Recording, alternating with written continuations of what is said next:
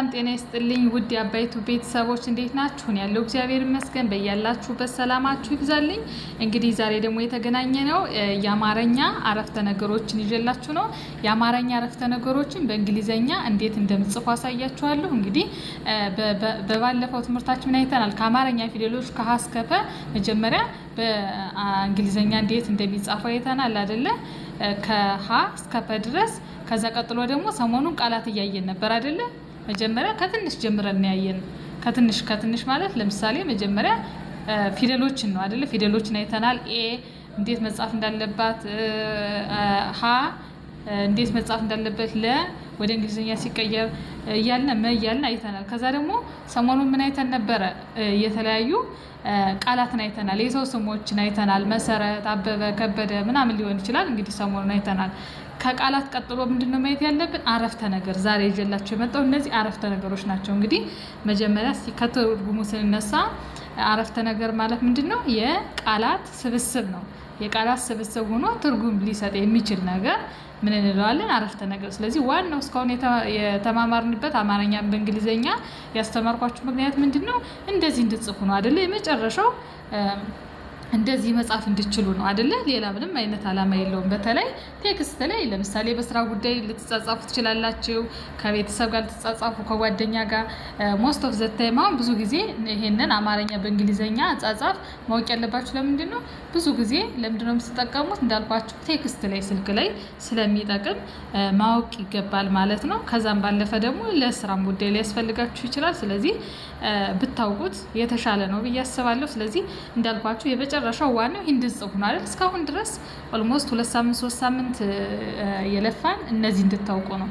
እነዚህ እንድታውቁ ማለት በቃ አረፍተ ነገር መጻፍ እንድችሉ፣ ከጓደኛችሁ ጋር ሰላም ነው፣ እንዴት ነህ፣ እንደዚህ የተለያዩ ሀሳቦችን መለወጥ እንድችሉ ነው። ስለዚህ ያንን ሀሳብ መለወጥ የምችሉ ደግሞ አሁን ዛሬ የማሳያችሁን በደንብ ስትረዱ ነው ማለት ነው። አረፍተ ነገሮችን እናያለን። እነዚህን አረፍተ ነገሮች ግልጽ ከሆነላችሁ ምንም በቃ የሚከብድ ነገር የለም ማለት ነው። በቀላሉ መጻፍ ትችላላችሁ። ስለዚህ እንግዲህ የዛሬን ትምህርት በደንብ ተከታተሉኝ። እንግዲህ አንድ 3 ቀን 4 ቀን በዚህ መልኩ እናያለን ማለት ነው። በደንብ ማወቅ ስላለባችሁ ስለዚህ ለዛሬ እንግዲህ የተወሰኑ አረፍተ ነገሮችን ይዤላችሁ መጥቻለሁ። እነዚህን እናያለን። እሺ፣ እንዲሁም በውስጥ መስመር መማማር ብትፈልጉ ካላችሁ ከስር በምናስቀምጠው ስልክ ደውሉ። በኢሞ፣ በቴሌግራም እንዲሁም በዋትስአፕ በፈለጋችሁት አማራጭ አሁን ወደ ትምህርታችን መሄድ እንችላለን። ውድ ቤተሰቦች እንግዲህ የመጀመሪያው አረፍተ ነገራችን ይሄኛው ነው። እሺ፣ መጀመሪያ የአማርኛውን ጽፌያለሁ። እሺ፣ በአማርኛ ጽፌዋለሁ። ቀጥዬ በምን ጻፍኩት? በእንግሊዘኛ ጽፌዋለሁ ማለት ነው። ስለዚህ መጀመሪያ አበበ ይላል አይደለ? አበበ። ይሄ አንድ ቃል ነው። ከዛ ቀጥሎ ምን ይላል? በሶ እንደምታዩት። ከዛ ቀጥሎ ምን ይላል? በላ። ከዛ ይሄንን በአንድ ላይ ስናነበው ምን ይሆናል? አበበ በሶ በላ ይሆናል አይደለ? አማርኛው። ከዛ ምንድነው የምናደርገው? አሁን እንግዲህ ሰሞኑን እያንዳንዱን አበበ ምናምን አንዳንድ ቃል ነው ያየን። አሁን ደግሞ የቃሎች ስብስብ አይደለ? አረፍተ ነገር። እንግዲህ ዋናው ማወቅ ያለባችሁ ይሄንን ነው አይደለ? እንጂ አንድ ቃል ብቻ ማወቅ ሳይሆን ይሄንን እንዴት እንጽፈዋለን ነው። አበበ በሶ በላ። ስለዚህ መጀመሪያ መጻፊያ አበበ የሚለውን መጀመሪያ ትቀይራላችሁ። አበበ የሚለው በእንግሊዘኛ ምን ይሆናል? በምታዩት መልኩ ይጻፋል። ኤ እዚህ ጋር እናደርጋለን። በለ ማለት ቢኢ ብለናል አይደል? አሁንም በለ ማለት ቢኢ ድጋሜ አበበ የሚለው በዚህ መልኩ ይጻፋል ማለት ነው። ከዛ በሶ ይላል። በሶም ከዛ ቀጥለን በሶ እንጽፈዋለን። ልክ ከዚህ ጋር ሁለተኛ ላይ አይደል? እዚህ ጋር መሀል ላይ ነው ሁለተኛ ላይ የምንጽፈው። ስለዚህ በሶን ለመቀየር በእንግሊዘኛ ሲጻፍ ቢኢ ነው ብለናል። ቢኢ። ሶ ለማለት ኤስኦ። በአጠቃላይ በሶ የሚለው በዚህ መልኩ ይጻፋል ወይንም ይቀመጣል ማለት ነው። እሺ፣ ወደ ቤተሰቦች ቀጥሎ ምን ይላል? በላ። አሁንም በላ የምትለዋ ምን እናረጋታለን? እንቀይራታለን። ያው ቀጥለን በሶ ከሚለው ቀጥሎ እዚህ ጋር በላ ለማለት በቢኢ ነው። ላ ለማለት ኤልኤ ነው። ከዛ በላ የሚለው በዚህ መሰረት ይቀመጣል ማለት ነው። ስለዚህ አበበ በሶ በላ የሚለውን አረፍተ ነገር መጻፍ ብትፈልጉ ወደ እንግሊዘኛ በዚህ መሰረት አበበ በሶ በላ ብላችሁ ትጽፋላችሁ ማለት ነው። እንግዲህ እዚህ ጋር 4 ነጥብ ያደረኩት እንግዲህ በአማርኛ ትምህርት ምንድነው 4 ነጥብ ከአረፍተ ነገር መጨረሻ ላይ ወይም ማሳረጊያ ላይ የምናስቀምጠው ይሆናል ማለት ነው። እንግዲህ ስርዓተ ነጥቦችን ደግሞ በአማርኛ ትምህርታችን በሌላ ጊዜ ምንም አማር ይሆናል። እሺ ስለዚህ በዛው ግን እንድታውቁት በሚል ነው። ቀጥሎ እዚህ ጋር ደግሞ እችን ስርዓተ ነጥብ ፉል ስቶፕ ትባላለች በእንግሊዘኛው። እቺ ደግሞ ልክ እንደ 4 ነጥብ ናት። እሺ በሐሳባችሁ መጨረሻ ላይ ወይም ሴንቴንስ በእንግሊዘኛው ይሄ ሴንቴንስ ይባላል። በአማርኛ አረፍተ ነገር ነው። በእንግሊዘኛ አረፍተ ነገር ምንድነው? ሴንቴንስ ነው። ስለዚህ ከሴንቴንስ መጨረሻ ላይ ማንን እናስገባለን? ፉል ስቶፕ እንላታለች ስርዓተ ነጥብ። ያው በዛውም እንድታውቁት በሚለው ነው። እሺ ውድ ቤተሰቦች ቀጥሎ የምናየው ወደ ሁለተኛው አረፍተ ነገር እንሄዳለን። ሁለተኛው ምን ይላል? አለሙ ይላል። ተማሪ ነው። አለሙ ተማሪ ነው ይላል አይደል? ይሄ አንድ አረፍተ ነገር ነው። ያው መጨረሻ ላይ 4 ነጥብ እናደርጋለን። አሁን እንዳልኳችሁ ምንድነው የአረፍተ ነገር መጨረሻ ላይ 4 ነጥብ ታደርጋላችሁ። ስለዚህ 4 ነጥብ እዚህ ጋር ታደርጋላችሁ። ስልካችሁ ላይ አለች። እሺ ታገኟታላችሁ። አረችን ስርዓተ ነጥብ 4 ነጥብ ታደርጋላችሁ። ከዛ እንቀይረዋለን አይደል? መጀመሪያ አለሙ የሚለውን አይደል? መጀመሪያ የምንቀይር አለሙ ለማለት መጀመሪያ አ ማለት ኤ ናት፣ ለ ማለት ኤል ኢ፣ ሙ ማለት ኤም ዩ። ስለዚህ አለሙ የሚለው በእንግሊዘኛ በዚህ መሰረት ይቀመጣል ማለት ነው። ቀጥሎ ተማሪ የሚለውን እንቀይራለን አይደል? ተ ለማለት ቲኢ ነው ብለናል እንግዲህ በባለፈው ትምህርታችን አይደል? ማ ለማለት እነዚህን እንግዲህ ሸምደዳችሁ ይዛችኋል በእርግጠኝነት ብዬ አስባለሁ አይደል? ከሸመደዳችሁ አይከብድም። ግን ሜቢ ደግሞ አንዳንድ ልጆች የሚከብዳችሁ ልጆች ካላችሁ በሚል ነው ማብራራው። ማ የሚለውን ለማወቅ ደግሞ ኤም ኤ፣ ሪ ለማለት አር አይ፣ ከዛ ተማሪ የሚለው እንደዚህ ይጻፋል። ከዛ ነው የሚለውን መጨረሻ ላይ እንጽፋለን። ነው የሚለው ደግሞ መጀመሪያ ነን በእንግሊዘኛ ስንቀይር ኤን ኢ ትሆናለች፣ ው ደግሞ ደብሊው። ስለዚህ ነው አሁንም በዚህ መሰረት ይጻፋል ወይም ይቀመጣል ማለት ነው። ስለዚህ አለሙ ተማሪ ነው የሚለው በዚህ መሰረት ትጽፉታላችሁ። እሺ ውድ ቤተሰቦቼ እንግዲህ በእርግጠኝነት ግልጽ እንደሚሆንላችሁ አስባለሁ። ለምን እርግጠኝነት ከአስከባ ያሉትን እንደሸመደዳችሁ ነው ተስፋ ማድረግ አይደል? ፊደሎችን በእንግሊዘኛ እንዴት መጻፍ እንዳለባቸው ከሸመደዳችሁ አይከብድም ማለት ነው። ቀጥሎ የምናየው ሶስተኛው አረፍተ ነገራችን ምን ይላል? መሰረት ባለሙያ ናት። መሰረት ባለሙያ ናት ይላል ማለት ነው። አሁንም ይሄንን ወደ እንግሊዘኛ እንቀይረዋለን። መሰረት ለማለት መ ለማለት ኤም ኢ፣ ሰ ለማለት ዩ መስት ቢ ራይት ኤስ ኢ፣ ረ ለማለት አር ኢ፣ ት ለማለት ቲ። እዚህ ጋር የሚጠፋችሁ ነገር ካለ ምናልባትም አዲስ ልጆች አሁን ዛሬ የምታዩት ካላችሁ ወደ ኋላ ሄዳችሁ የሰራሁት ቪዲዮ ስላለ ፊደሎችን በእንግሊዘኛ ሸምድዱሽ። ምክንያቱም ካልተሸመደደ እዚህ ጋር ሊከብዳችሁ ይችላል። መሸምደድ አለባችሁ። ስለዚህ መሰረት የሚለው እንደዚህ ትጽፋላችሁ። ከዛ ባለሙያ ይላል። ባለሙያ ይሄንንም እንቀይረዋለን። ባለሙያ የሚለውን ደግሞ ባለ ማለት ቢ ኤ፣ ለ ለማለት ኤል ኢ፣ ሙ ለማለት ኤም ዩ ብለናል አይደል? ያ ወይ ኤ። ከዛ መጨረሻ ላይ ናት የሚለው ኤን ኤ ቲ ይሆናል በዚህ መሰረት። ከዛ መሰረት ባለሙያ ናት የሚለው በዚህ መሰረት ይጻፋል ወይንም ይቀመጣል ማለት ነው። በጣም ጥሩ፣ በጣም አሪፍ። ቀጥለን የምናየው ሄኖክ ይላል።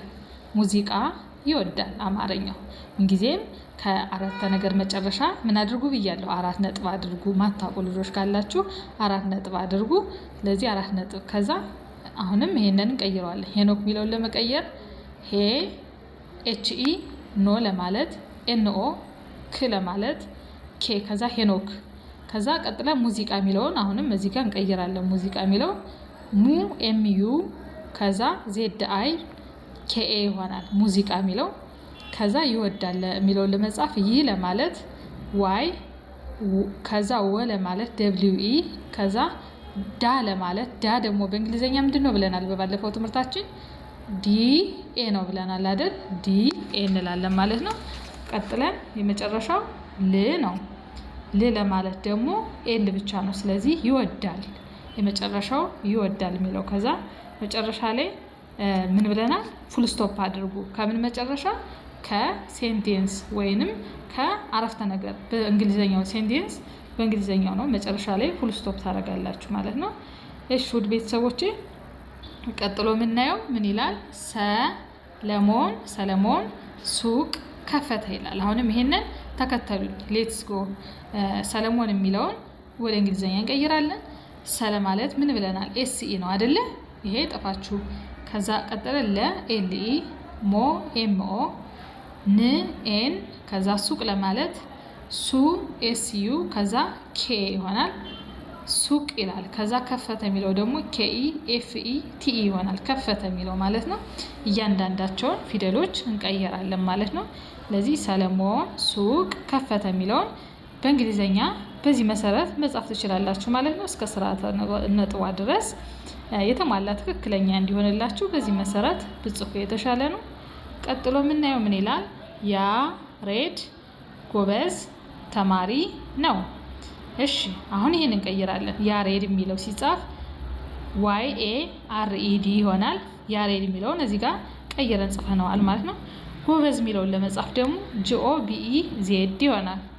ጎበዝ ከዛ ተማሪ የሚለውን ተማሪ TEMARI ከዛ ነው የሚለው መጨረሻ ላይ NEW ይሆናል።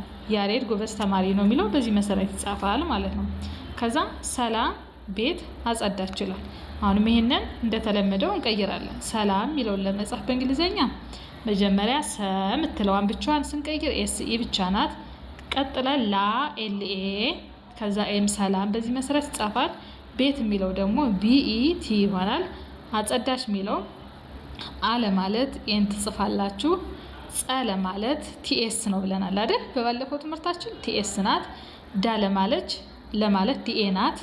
ች ለማለት CH ናት። ስለዚህ ሰላም ቤት አጸዳች ቢለው በዚህ መሰረት ይጻፋል ማለት ነው። ስለዚህ እዚህ ጋር ምንድነው ፊደሎችን መርሳት የለባችሁም። እሺ ሜቢ ሊረሳ ይችላል፣ ግን በየቀኑ እስክትለምዱት ድረስ እየገባችሁ ሸምድዷቸው። እሺ በቃ መደጋገም ይጠይቃል። ቀጥሎ የመጨረሻ የምናየው ምን ይላል? መቅዲ ጎበዝ አስተማሪ ናት ይላል። መቅዲ ጎበዝ አስተማሪ ናት። ከዛ መቅዲ የሚለውን መጀመሪያ እዚህ ጋር እንጽፋለን። MEKDI ይሆናል መቅዲ። ከዛ ጎበዝ የሚለውን ለመጻፍ ደግሞ ጎ ለማለት GO፣ በ ለማለት BE፣ ዝ ለማለት Z መቅዲ ጎበዝ። ከዛ አስተማሪ ለማለት ASTEMARI ይሆናል። ከዛ ናት NAT ይሆናል ማለት ነው። ስለዚህ እዚህ ጋር ፉል ስቶፕ አለ። እዚህ ጋር አይ ቲንክ አላስገባውም፣ ግን እዚህ ጋር ልክ እንደ ሌሎቹ ፉል ስቶፕ እናስገባለን ማለት ነው። ስርዓተ ነጥብ አስፈላጊ ስለሆነ ስለዚህ ይሄን ይመስላል ማለት ነው። እስኪ አንዴ ለክለሳ ያክል እንይ። እንግዲህ ዛሬ ምንድነው እንዳልኳችሁ አረፍተ ነገሮችን ያየን። ዋናው ዓላማ ምን ስለሆነ አረፍተ ነገሮችን መጻፍ እንድትችሉ ወይም ማወቅ እንድትችሉ ነው። እሺ ተጽፎ ስታዩ እንድታነቡ ወይንም ለሰው መጻፍ እንድትችሉ ነው ዋናው ዓላማ እስካሁን ያየንበት ምክንያት። እሺ ስለዚህ እነዚህ ማወቅ አለባችሁ አረፍተ ነገሮችን ማለት ነው። አረፍተ ነገሮችን ደግሞ እንዳያችኋቸው በጣም ሲምፕል እና በጣም ቀላል ናቸው። ከዚህ ጀምሮ ብታዩ አበበ ለማለት እያንዳንዳቸው መቀየር አይደል እንዳልኳችሁ። አበበ መጀመሪያ እዚህ ጋር እንጽፋለን። በሶ የሚለውን እዚህ ጋር፣ በላ የሚለውን እዚህ ጋር።